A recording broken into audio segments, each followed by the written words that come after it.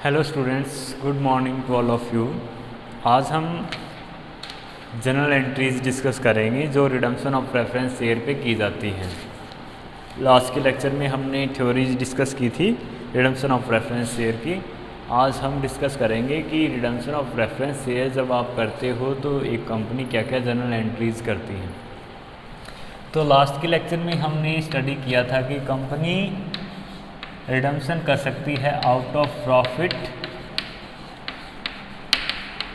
और new issue. ये दो ऑप्शन उसके पास अवेलेबल होते हैं। मनी के अरेंजमेंट के लिए ये दो ऑप्शन उसके पास अवेलेबल होते हैं।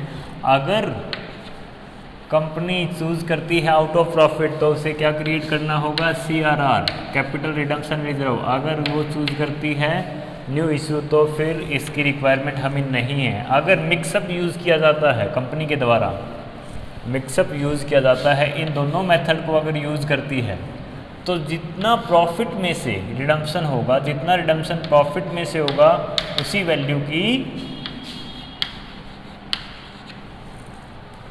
वैल्यू के इक्वल हमें CRR क्रिएट करना होगा। इट मीन्स जितना प्रपोर्शन रिडीम किया जाना है आउट ऑफ प्रॉफिट से उसके लिए CRR क्रिएट करना होगा एक कंपनी को। न्यू इश्यू के लिए CRR क्रिएट करने की आवश्यकता नहीं है। अब हम डिस्कस करते हैं कि जनरल एंट्रीज क्या की जाएंगी जब न्यू इशू किया जाता है।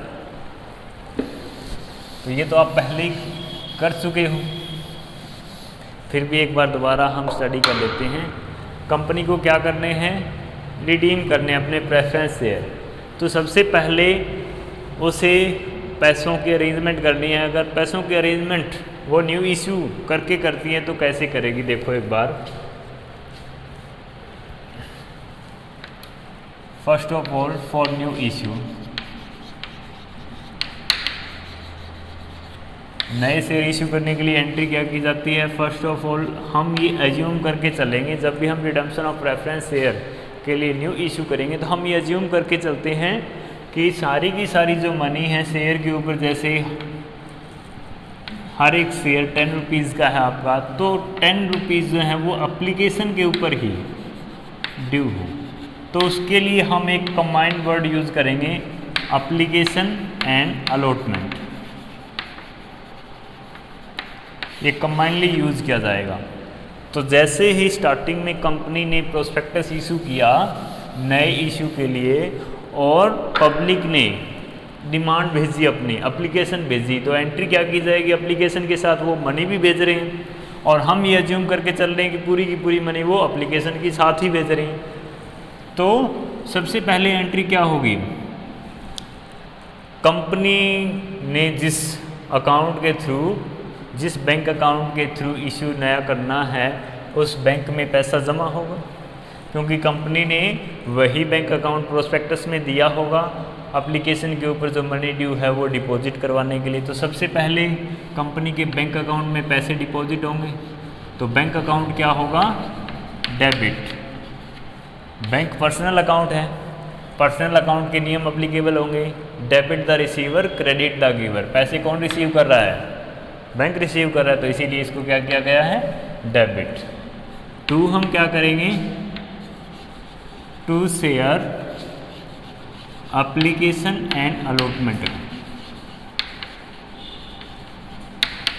ये एंट्री की जाएगी फर्स्ट ऑफ ऑल जब पैसे डिपॉजिट हुए हैं बैंक में, to share application and allotment. अब शेयर एप्लीकेशन एंड अलॉटमेंट किस नेचर का अकाउंट है, ये भी पर्सनल अकाउंट है। किन को रिप्रेजेंट कर रहा है, ये उस ग्रुप को रिप्रेजेंट कर रहा है जिन्होंने एप्लीकेशन सेंड की है।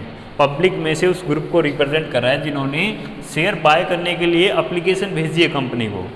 तो ये पर्सनल रिप्रेजेंटेटिव अकाउंट है। तो डेबिट द रिसीवर, अब ये पैसे दे रहे हैं तो क्रेडिट द गिवर, इसीलिए हमने इनको क्रेडिट कर दिया और जिस वैल्यू के शेयर इशू किए वो यहाँ पे नोट डाउन कर लिए जाएंगे। अब सबसे पहले हम ये एंट्री करते हैं। उसके बाद नेक्स्ट एंट्री क्या होगी, अगर एप्लीकेशन रिसीव होने के बाद हमें मिनिमम सब्सक्रिप्शन रिसीव हो जाता है तो हम अलॉटमेंट की तरफ बढ़ते हैं। अब अलॉटमेंट के लिए एंट्री क्या होगी, क्योंकि दोनों इकट्ठी हम यूज़ कर रहे हैं तो अब हम उस मनी को कहाँ ट्रांसफ़र कर देंगे, हम अपनी कैपिटल के रूप में उसे ट्रीट कर सकते हैं। अब तक ट्रीट नहीं कर सकते क्योंकि पता नहीं कि शेयर अलॉट होंगे कि नहीं होंगे, लेकिन जैसे ही अलॉटमेंट कंफर्म हो जाता है तो हम उस मनी को शेयर कैपिटल में कन्वर्ट कर देते हैं। तो एंट्री क्या होगी, इस अकाउंट को अब हमें क्लोज करना है, कैपिटल में कन्वर्ट करना है। तो पहले ये क्रेडिट होके ओपन हुआ है, अब इसे क्लोज करने के लिए हम क्या करेंगे, डेबिट करेंगे। Share application account debit, sorry share application and allotment दोनों इकट्ठे ही हम यूज़ कर रहे हैं, तो share application and allotment account debit होगा आपका टू, अब इसे कहाँ ट्रांसफ़र कर रहे हैं, शेयर कैपिटल में, to share capital account. Share capital account भी कौन सा अकाउंट है, नॉमिनल नेचर का अकाउंट है। ये एंट्री आपकी हो जाएगी मनी को ट्रांसफ़र करने के लिए कैपिटल अकाउंट में, जो आपने एप्लीकेशन और अलॉटमेंट के लिए रिसीव की थी उसको आपने कैपिटल अकाउंट में ट्रांसफ़र कर दिया। ये एंट्री कब होगी, जब आप एट पार इश्यू कर रहे हो, जब आप एट पार इश्यू कर रहे हो। अगर आप इश्यू कर रहे हो प्रीमियम पे, न्यू इश्यू अगर आपका है प्रीमियम पे, तो उस केस में क्या होगा, बैंक अकाउंट डेबिट होगा, सेम वैसे ही जैसे अब तक हमने किया है। To share application and allotment account same वैसे ही, पहली एंट्री हमारी सेम रहेगी। अब इसका एक एग्जांपल हम दे देते हैं ताकि आपको समझ में आ जाए। हमारे पास जो इश्यू करने वाले शेयर हैं वो है 1000 शेयर इश्यू करने हमें, उनका रेट है 10 ईच, और वो प्रीमियम पे इश्यू करने हैं। प्रीमियम की जो अमाउंट है वो है हमारी 2 रुपीज़, तो इट मीन्स 12 रुपीज़ ईच से हमें रिसीव होंगे। तो कितने रिसीव हुए हमें, बैंक में पैसा कितना जमा होगा, प्रीमियम के साथ जमा होगा, तो 12 रुपीज़ एक शेयर के लिए, 1000 के लिए कितने हो गए 12,000। तो यहाँ पे हमें 12,000 रिसीव होंगे। उसके बाद जो नेक्स्ट एंट्री है उसमें थोड़ा सा डिफरेंस आएगा। नेक्स्ट एंट्री हमारी क्या होगी, इसके लिए अगर शेयर हमारे प्रीमियम पे इश्यू हैं, share application and allotment account debit होगा, कितने से, यहाँ से ये क्रेडिट हुआ था 12,000 से, तो डेबिट भी 12,000 से ही होगा क्योंकि इस अकाउंट को हमें अब क्लोज करना है। तो 12,000 से डेबिट कर दिया हमने इसको। टू शेयर कैपिटल में कितने ट्रांसफ़र होंगे, अब शेयर तो 10 रुपये का एक था, तो शेयर कैपिटल तो हमारी 10,000 ही बनेगी। तो हम यहाँ पर लिखेंगे टू शेयर कैपिटल 10,000। अब बाकी का जो 2,000 है वो किसके लिए है, वो सिक्योरिटी प्रीमियम है। तो यहाँ पर हम क्या लिखेंगे, टू सिक्योरिटीज़ प्रीमियम अकाउंट 2,000। अब सिक्योरिटी प्रीमियम हमारे लिए क्या है, एक गेन है, कैपिटल गेन है, नॉमिनल नेचर का अकाउंट है ये। तो debit all the expenses and losses, credit all the income and gain, तो वो वाला रूल अप्लीकेबल होके ये क्या हुआ है, क्रेडिट हुआ है। तो ये एंट्री होगी अगर हमने ऑन प्रीमियम इशू किया है, एट पार पे ये वाली एंट्री और प्रीमियम पे ये वाली एंट्री होगी। अब ये तो तब होगी जब हमने न्यू इशू करके प्रेफरेंस शेयर को रिडीम करना है। अगर हम न्यू इशू भी कर रहे हैं और हम आउट ऑफ प्रॉफिट भी रिडीम कर रहे हैं शेयर्स को, तो फिर हमें क्या करना होगा, CRR क्रिएट करना होगा। अब CRR क्रिएट करने के लिए एंट्री आप क्या करोगे, सबसे पहले सरप्लस ऑफ स्टेटमेंट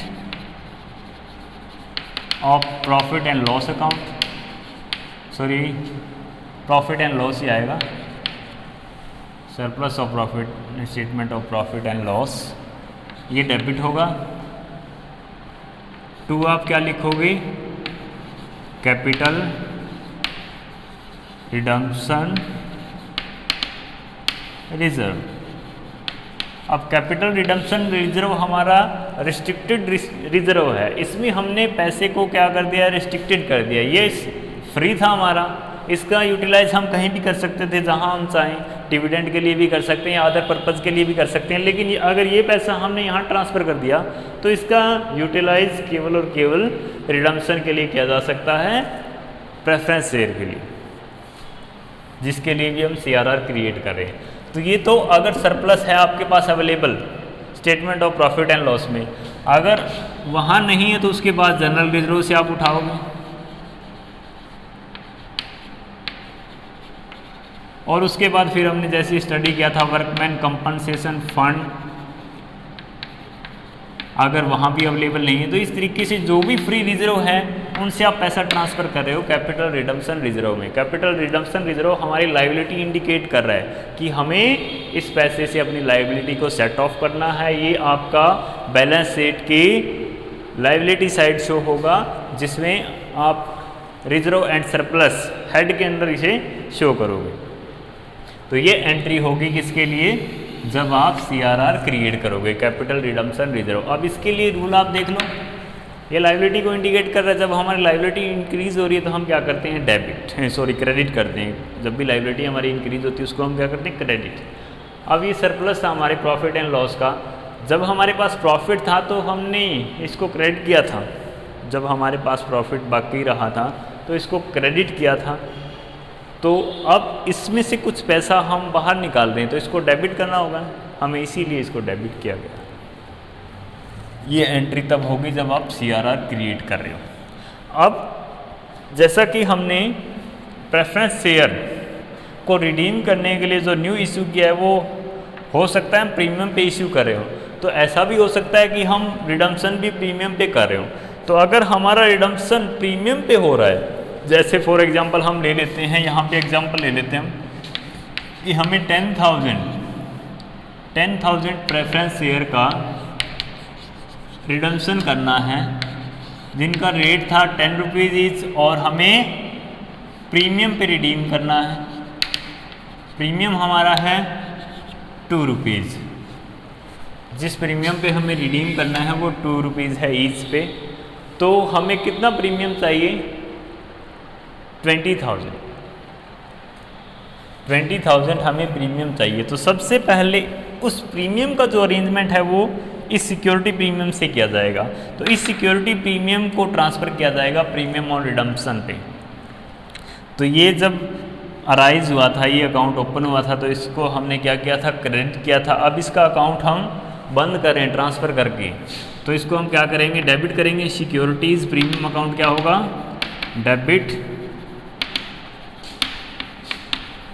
2000 का ये था अवेलेबल हमारे पास, तो 2000 का ये। और फिर अगर उसके बाद भी हमारा प्रीमियम पूरा नहीं हो पाता तो हम सरप्लस यूज़ कर सकते हैं, surplus of statement of profit and loss account debit. उसके बाद हमें 8000 का और चाहिए, तो 8000 का अरेंजमेंट यहाँ से होगा।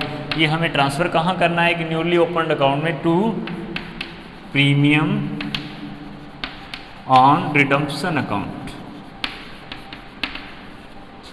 Premium on redemption of preference share.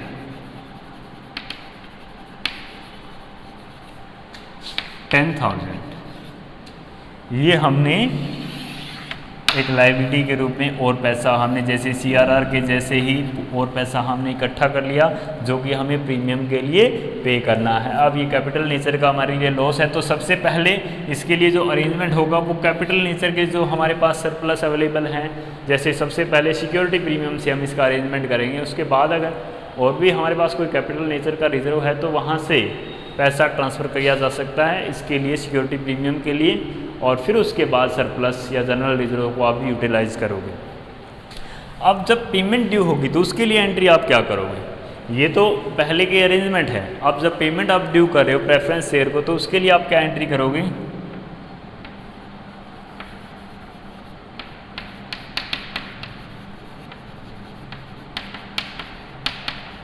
To preference share holder.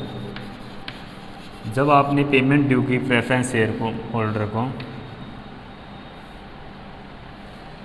सबसे पहले आप क्या करोगे, जब आपने शेयर इशू किए थे, देखो आपकी शेयर कैपिटल अकाउंट क्रेडिट हुई थी, अब आप कैपिटल को वापस कर रहे हो, तो कैपिटल का अकाउंट क्लोज कर रहे हो आप शेयर कैपिटल का, प्रेफरेंस शेयर कैपिटल का, तो आप उसे क्या करोगे, डेबिट करोगे। तो सबसे पहले preference share capital account debit कितना डेबिट करोगे? अब जैसे यहाँ पे हमें 10,000 रिडीम करने थे, जो कि 10 रुपीज़ का एक था, और 2 रुपये प्रीमियम के हमें पे करनी है। तो शेयर कैपिटल कितने की थी? शेयर कैपिटल तो हमारी 1 लाख की थी।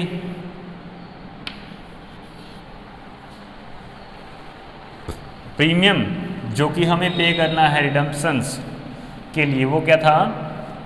Premium on redemption of preference share, वो कितना था? 20,000 था, सॉरी, यहाँ पे 18,000 हमें लेना होगा, क्योंकि 2 रुपीज़ ईच पे है, तो ये 20,000 आएगा। तो अब यहाँ पर हम क्या लिखेंगे? इसको हमने पहले क्रेडिट किया था जब ये अकाउंट ओपन हुआ था, अब इसको हम क्लोज करने जा रहे हैं। तो क्लोज करेंगे तो ये डेबिट हो जाएगा। Premium on redemption of preference share account आपका क्या होगा? डेबिट होगा 20,000 से।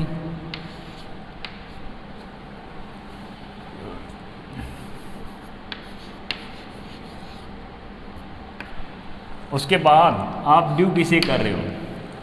प्रेफरेंस शेयर होल्डर को। तो आप यहाँ पे क्या लिखोगे? To preference share holder account 1,20,000 आपने ड्यू कर दी। जैसे आप पहले ड्यू की एंट्री करते थे, वैसे ही अब आपको करनी है। ये आपका एज ए क्रेडिटर बन गया कि अब आपको इसको पैसे देने हैं। एज ए क्रेडिटर हम ट्रीट करेंगे, वैसे क्रेडिटर नहीं है, ये एज ए क्रेडिटर मान रहे हैं हम, क्योंकि इसको पैसे देने हैं हमें। अब ये हमारा लेनदार है 1,20,000 रुपये से। जैसे ये पेमेंट हम उनको ड्यू करते हैं, एंट्री हमारी ये होगी। प्रेफरेंस शेयर कैपिटल का अकाउंट हमने क्लोज कर दिया, जो ओपन था पहले हमारे बुक्स में, तो उसके लिए हमने प्रेफरेंस शेयर कैपिटल को डेबिट किया। उसके बाद प्रीमियम ऑन रिडम्पशन जो हमारा ड्यू था रिडम्पशन पे, उसको भी हमने क्लोज कर दिया 20,000, और एक न्यू अकाउंट ओपन कर दिया हमने किनका? लेनदार का, हमारे to preference share holder account 1,20,000। अब ये तो पेमेंट ड्यू पे है। उसके बाद लास्ट एंट्री पेमेंट करने पर, जब आप पेमेंट कर रहे हो तो पेमेंट किसे करोगे? आप प्रेफरेंस शेयर होल्डर को। तो एंट्री आप क्या करोगे? Preference share holder account debit, कितनी पेमेंट करनी है? 1,20,000 पेमेंट आपको करनी है। टू क्या करोगे? बैंक अकाउंट 1,20,000, ये एंट्री हो जाएगी आपकी। अब ये प्रेफरेंस शेयर होल्डर आपका पहले क्रेडिट होकर ओपन हुआ था, अब इसको क्लोज करना है तो आपने डेबिट कर दिया। वैसे भी ये पर्सनल अकाउंट है, तो अब ये अमाउंट रिसीव कर रहा है तो debit the receiver, credit the giver. हमारी तरफ से पैसा कौन दे रहा है? बैंक से दे रहे हैं हम, तो टू बैंक। ये एंट्री आपकी की जाएगी रिडम्पशन ऑफ प्रेफरेंस शेयर पे। ये सारी की सारी पॉसिबल आपकी एंट्री है। इसी पे बेस्ड आपके क्वेश्चन हैं। अब हम एक क्वेश्चन सोल्व कर लेते हैं। इस पे बेस्ड आपके 5 तक के क्वेश्चन हैं। अब कोई भी एक क्वेश्चन हम सोल्व करेंगे।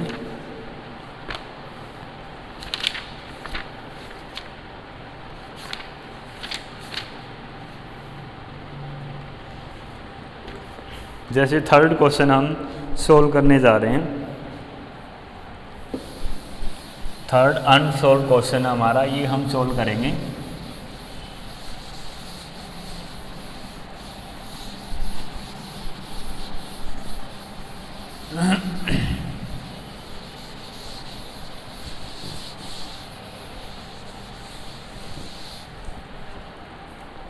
इसकी स्टेटमेंट वैसे मैं आपको बता देता हूँ, आप जब सोल्व करने बैठो तब आप बुक रख लेना अपने सामने। इसमें स्टेटमेंट दी गई है, a company has 50,000 redeemable preference share of less 10 is fully paid. एक कंपनी के पास 50,000 प्रेफरेंस शेयर है, मैं यहाँ पे नोट कर लेता हूँ। 50,000 preference share at the rate of 10 each, जो कि फुली पेड है। The company decide to redeem the share on 30 June 2018। 30 June 2018 को कंपनी ने डिसाइड किया कि वो रिडीम कर रही है अपने प्रेफरेंस शेयर को प्रीमियम पे। प्रीमियम की रेट क्या है? 6%।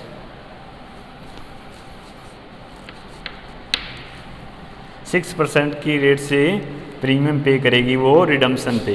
The company has sufficient balance in surplus account but in order to augment liquid funds the following issues are made. हमने कुछ इश्यू किए हैं, नए इश्यू हमने किए हैं। वैसे तो सरप्लस अवेलेबल है हमारे पास, लेकिन कुछ इश्यू भी हमने किए हैं फंड को अरेंजमेंट करने के लिए। हमने इश्यू किए 2008% डिबेंचर,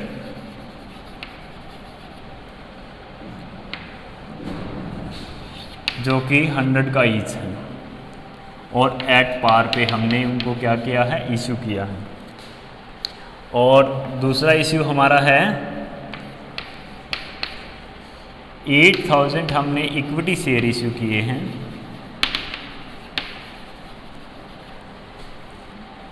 जो कि 10 रुपये का एक है, 10 रुपीज़ ईच, और वो हम एट प्रीमियम पे इश्यू कर रहे हैं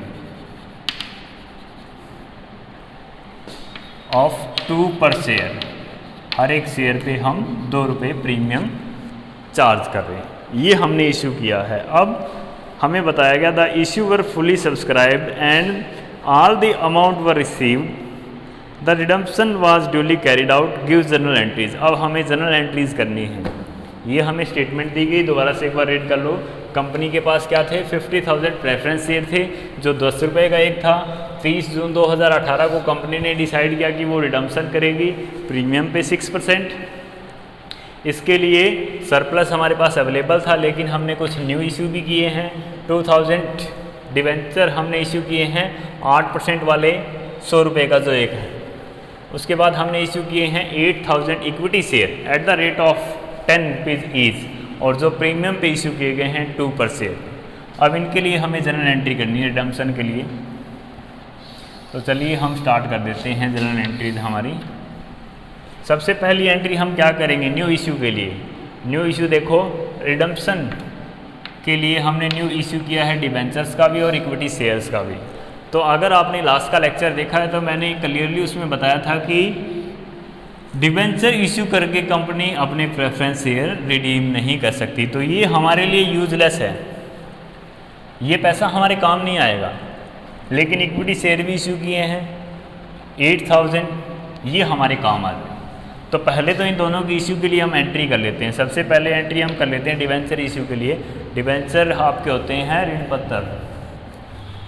जब कंपनी एज ए लोन पैसा पब्लिक से उठाती है, डेफिनेट परसेंटेज से इंटरेस्ट अलो करती है, पैसा उधार लेती है जनता से, और उसके बदले में एक उस लोन का सर्टिफिकेट कंपनी इशू करती है, जिसे डिबेंचर बोलते हैं, जिसके ऊपर कंपनी की कॉमन सील लगी होती है और परसेंटेज आपका लिखा होता है, जिस रेट से आपको इंटरेस्ट दिया जाएगा। तो वो आपका क्या है, डिबेंचर है।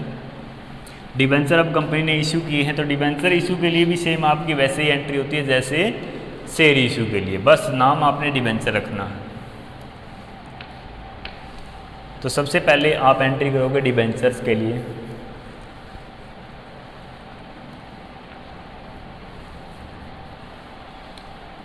सबसे पहले आपके पास क्या आएगा, पैसा आएगा।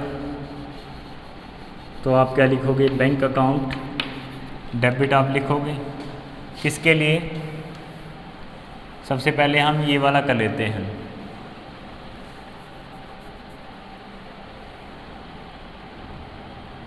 $2000 जो डिबेंचर इशू किए हैं, 2000 100 रुपीज़ का एक था, कितना पैसा आएगा, मल्टीप्लाई कर देंगे 2 लाख। तो बैंक में हमारा 2 लाख, बैंक में हमारा पैसा जमा हुआ है 2 लाख। अब उसके लिए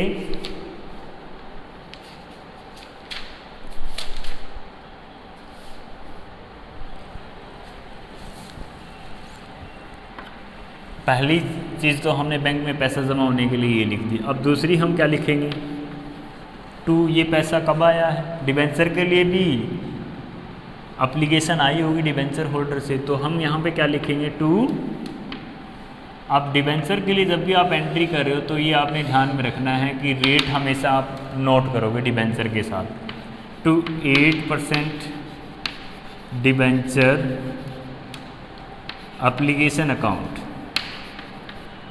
2 लाख।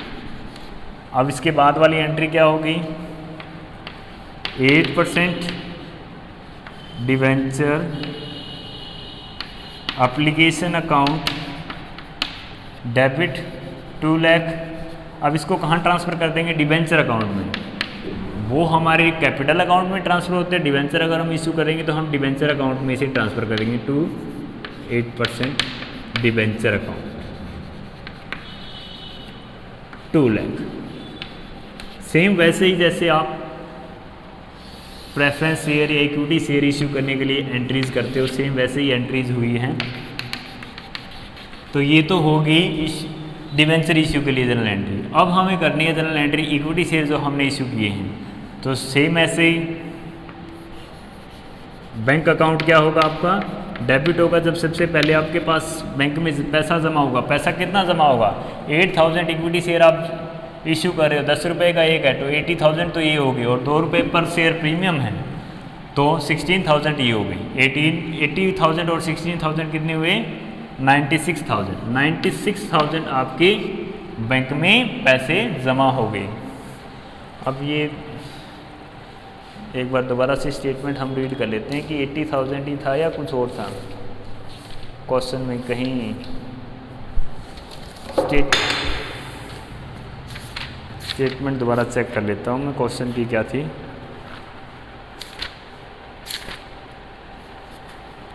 $8,000 था, ठीक लिखा है हमने। 8,000 इक्विटी शेयर थे तो 96,000 आपकी अमाउंट हो जाएगी। टू हम यहाँ पे क्या लिखें? किस लिए है ये पैसा? एप्लीकेशन भेजी है पब्लिक ने इक्विटी शेयर बाय करने के लिए, तो उसके लिए हम एक अकाउंट ओपन करें। वो क्या है? To share application and allotment. ये ध्यान में रखना है जब आपको ये ना कहा गया हो कि इतने पैसे या इतने रुपए मंगाए गए एप्लीकेशन पे और इतने रुपए ड्यू हैं अलॉटमेंट पे और इतने फर्स्ट कॉल पे। जब आपको स्पेशली डिस्क्राइब ना हो इस तरीके की इन्फॉर्मेशन तो आप जॉइंटली अकाउंट ओपन करोगे शेयर एप्लीकेशन और अलॉटमेंट के लिए। तो इसके लिए आप एक ही वर्ड यूज़ करोगे, share application and allotment account. 96,000 पहली एंट्री ये होगी। अब इसको हमें ट्रांसफ़र करना है कैपिटल अकाउंट में, तो दूसरी एंट्री हम क्या करेंगे? Share application and allotment account debit होगा आपका 96,000। तो शेयर कैपिटल में कितना डालना है? अब हमें शेयर कितने का एक था? 10 रुपये का एक था। 8,000 शेयर थे, टोटल मिला के कितने हुए? 80,000। अगर हम मल्टीप्लाई करेंगे तो शेयर कैपिटल तो हमारी 80,000 की होगी, बाकी जो होगा वो क्या होगा? प्रीमियम। तो टू सिक्योरिटीज प्रीमियम अकाउंट 16,000। एक चीज़ और, आपने नरेशन भी साथ के साथ देनी है जनरल एंट्रीज की। मैं यहाँ पे नरेशन नहीं लिख रहा क्योंकि वीडियोस बहुत ज़्यादा लंबी हो जाएगी। नरेशन में आप क्या लिखोगे? जैसा कि मैंने पहले फर्स्ट ईयर में भी आपको बताया है कि जो चीज़ आप यहाँ पे कर रहे हो, जिसके लिए जनरल एंट्री कर रहे हो आप, वो डिस्क्राइब होती है नरेशन के थ्रू। अब जैसे आपने यहाँ पे क्या किया है? एप्लीकेशन मनी रिसीव की है, किस लिए? डिवेंचर्स के लिए। Application money receive from debenture hold 8% debentures. अब वो आप लिख दो कितने आप डिवेंचर इशू कर रहे हो। Application money received for 2000 8% debenture eight the rate of 100 each. तो ये आप यहाँ पे लिख दोगे। अब आप यहाँ पे क्या कर दोगे? Application money transfer to debentures account. तो यही आप सेम इसी तरीके से इसमें लिख दोगे। तो ये आपकी होगी न्यू इशू के लिए जनरल एंट्री। अब देखो न्यू इशू से हमारे पास कितना पैसा अरेंज हुआ? 80,000। न्यू इश्यू से 80,000 पैसा हमारा अरेंज हुआ। हमें रिडम्पशन कितना करना है? 50,000 प्रेफरेंस शेयर से 10 रुपये का एक है तो 5 लाख हमें वापस करने हैं। 5 लाख में से 80,000 तो यहाँ से अरेंज होंगे, बाकी कितने रह गए? 5 लाख में से 80,000 अगर हम लेस कर देंगे तो कितने रह गए? 4,20,000। तो 4,20,000 का अरेंजमेंट हमें और करना है, तो वो कहाँ से करेंगे हम? सरप्लस से, जो हमारे फ्री रिजर्व वहीं से करेंगे। तो अगर हम सरप्लस का भी यूज़ करें और न्यू इशू का भी यूज़ करें तो अब हमें क्या करना होगा? CRR क्रिएट करना होगा, कैपिटल रिडम्पशन रिजर्व क्रिएट करेंगे। कितना करेंगे? जितना हम प्रॉफिट का यूज़ कर रहे हैं रिडम्पशन के लिए, कितना यूज़ करें? टोटल हमें 5 लाख पे करने हैं प्रेफरेंस शेयर होल्डर को कैपिटल के लिए। प्रीमियम अलग है, लेकिन हमें कैपिटल के लिए कितने पे करने हैं? 5 lakh.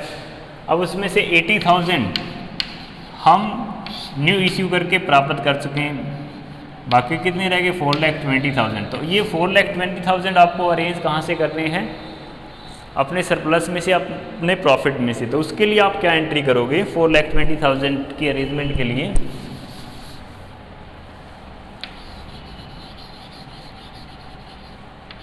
Surplus of statement of profit and loss account आपका क्या होगा? डेबिट। कितना? 4,20,000। टू आप क्या लिखोगे? Capital redemption reserve.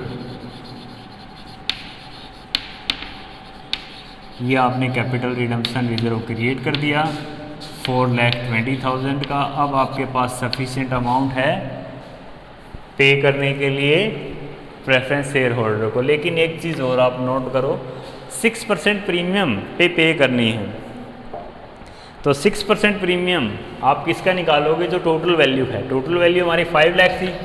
5 लाख का अगर हम 6% निकालें तो कितना आएगा? 30,000। 30,000 हमें प्रीमियम के पे करने हैं। हमारे पास प्रीमियम के आए कितने हैं? 16,000। तो 16,000 तो हम ये यूज़ करेंगे। बाकी कहाँ से लेकर के आएंगे? बाकी हम लेकर के आएंगे सरप्लस से। तो पहले हमें उसके लिए भी अरेंजमेंट करनी होगी। तो एक बार फिर से surplus of statement of profit and loss account आपका क्या होगा? डेबिट होगा। कितने अमाउंट से? 16,000 ऑलरेडी आपके पास है। 30,000 आपको पे करने, कितने चाहिए आपको? और 14,000 और आपको चाहिए। तो 14,000 से आप सरप्लस को ट्रांसफ़र कर रहे हो, और ये भी आप ट्रांसफ़र कर रहे हो किसमें? प्रीमियम और रिडम्पशन रिजर्व में। तो ये जब आपके पास रिसीव हुआ था तो ये क्रेडिट हुआ था। अब इसका अकाउंट क्लोज करने के लिए आप इसे क्या करोगे? डेबिट करोगे। तो यहाँ पे आप क्या लिखो? Securities premium account debit 16,000। Total आपको कितना प्रीमियम पे करना है वो आप क्रेडिट कर दो to premium on redemption of preference share 30,000। ये एंट्री हो जाएगी प्रीमियम के अरेंजमेंट के लिए। अब नेक्स्ट एंट्री आप क्या करोगे? ड्यू करने के लिए अमाउंट आपको ड्यू करनी है शेयर होल्डर को। तो आप एंट्री क्या करोगे? शेयर कैपिटल आप ख़त्म करने जा रहे हो। प्रेफरेंस शेयर कैपिटल ये वाली जब आपने इश्यू की थी तब इसको क्या किया था? जैसे अब इसको क्रेडिट कर रखा आपने, वैसे ही इसको क्या किया होगा? क्रेडिट किया होगा। तो अब इसका अकाउंट आप क्लोज करने जा रहे हो, तो अब आप क्या करोगे? डेबिट करोगे। शेयर कैपिटल अकाउंट क्या होगा? डेबिट। तब आपने कितने से इसे क्रेडिट किया था? 5 लाख से। तो 5 लाख से इसे आप क्या कर दो? डेबिट कर दो। इसे भी आप क्लोज करने जा रहे हो। इसे जब आपने ओपन किया था तो क्रेडिट किया था 30,000 से। अब इसे आप क्या कर दो? डेबिट कर दो। Premium on redemption of preference share account आपका क्या हो जाएगा? डेबिट 30,000। ड्यू किसे कर रहे हो? प्रेफरेंस शेयर होल्डर को। तो यहाँ पे क्या लिखोगे? To preference share holder account 5,30,000। अब ये एंट्री होगी ड्यू की। अब लास्ट में पेमेंट की एंट्री और कर दो। एक पेमेंट की एंट्री आप कैसे करोगे? इनको पेमेंट करनी है, इनका अकाउंट आप क्लोज कर रहे हो, तो एंट्री क्या होगी? Preference share holder account debit होगा 5,30,000 से टू बैंक अकाउंट 5,30,000। अब ये एंट्री आप वैसे भी समझ सकते हो, ये पर्सनल अकाउंट है, डेबिट किया गया क्योंकि ये अमाउंट आपकी रिसीव करने वाला पर्सन है, debit the receiver, credit the giver. तो इस तरीके से जनरल एंट्री आपने करनी है रिडम्पशन ऑफ प्रेफरेंस शेयर्स के लिए। ये आपका थर्ड सम कंप्लीट हो गया अनसोल्ड। इसी तरीके से आपको 5 तक के सम दिए गए हैं, वो आप अच्छे से कर लोगे नोटबुक में, और उसके बाद रिप्लाई करोगे कि हाँ हमारे सम हो चुके हैं, फिर हम आगे बढ़ेंगे। Thank you.